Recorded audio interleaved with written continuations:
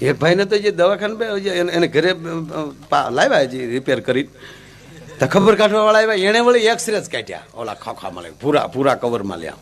ઓહો, આ બાજુનું જે ફેફસું છે ને, આજે કાળું થઈ ગયું, એ બધું પતી ગયેલું છે. ખબર કાઢવા વાળા નિર્ણય કરે તો ખરા. અને આ બાજુનું જે ફેફસું છે એમાં થોડા કાણા તો દેખાય છે.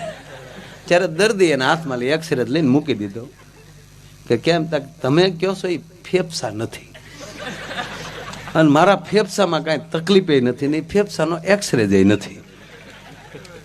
તારી જિંદગીમાં ધરાક નથી ખાધી, તું શું ધરાકે સડ્યો હે?